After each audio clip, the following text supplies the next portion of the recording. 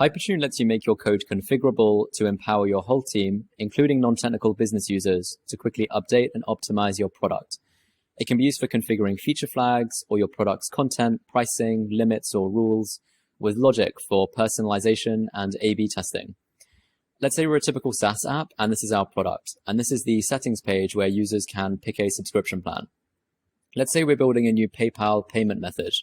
We'll add the code for it, and here's what it looks like.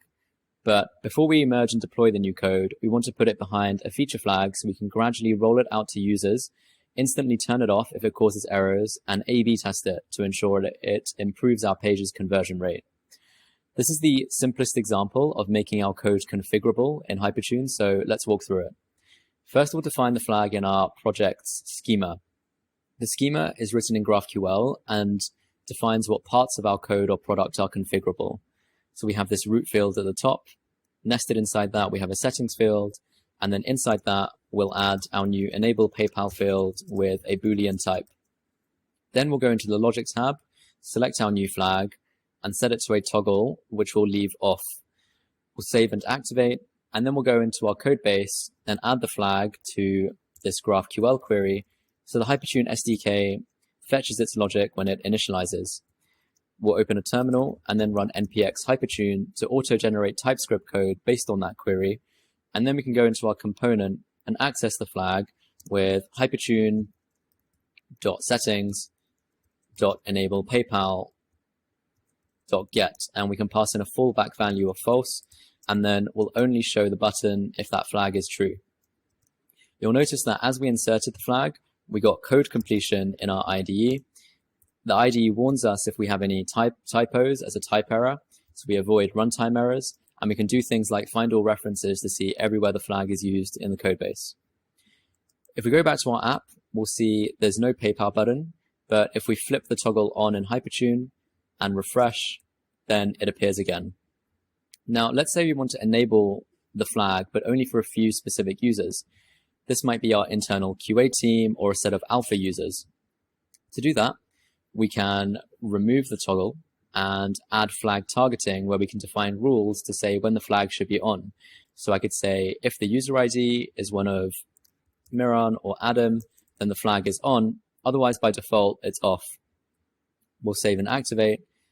And now if we go back to the app and refresh, there's no PayPal button, but if we switch to one of those users in the list, then it appears again. If we refresh the app a few times, we'll also see live analytics of how often different parts of our logic get evaluated. So we can see 1 session went into this branch and 6 sessions went into this default branch. Now, under the hood, this is actually a functional, statically typed programming language. So there's no limit to what logic we can express here. We could add more rules, nest logic, and even have variables and functions to reuse bits of logic for things like user segments. The language also has event logging, A/B testing, and machine learning built in. So instead of the flag just being off for all these other users, we can insert an A/B test. We have one already with test and control arms of 50% each. So we'll set test to on and then control to off. We'll save and activate. And now we can share a link to this flag with non-technical colleagues so they can see how it's configured and even add new alpha users themselves. To see the results of this A/B test, we've already set up event logging in Hypertune for this purchase event. So we can go over into the analytics tab where we've built a funnel to see how many users went into our test and then how many of those purchased the plan. And that's split by test and control groups. And we can see the conversion rate of the control group was 7%, but of the test group was 16%.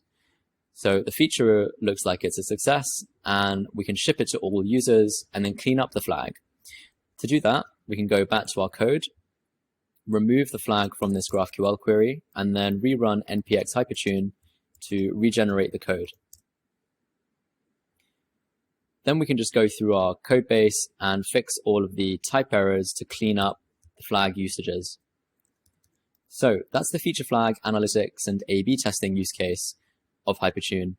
But since we can define this flexible GraphQL schema, we're not limited to simple Boolean flags.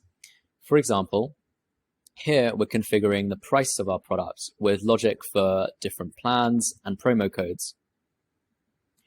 And here we're configuring our sales copy with logic to translate, test, and personalize our copy. And here we're using Hypertune as a CMS for the whole help section of our product, which has a list of pages, each with a title and some content where we've added text blocks, image blocks, and video blocks. Hypertune is designed for safety, performance, scale, and developer experience. The SDK can be used on your backend, front end, or on mobile. It initializes from a CDN, has safe fallbacks, and end-to-end type safety based on your project schema. Do try it out, and thanks for watching.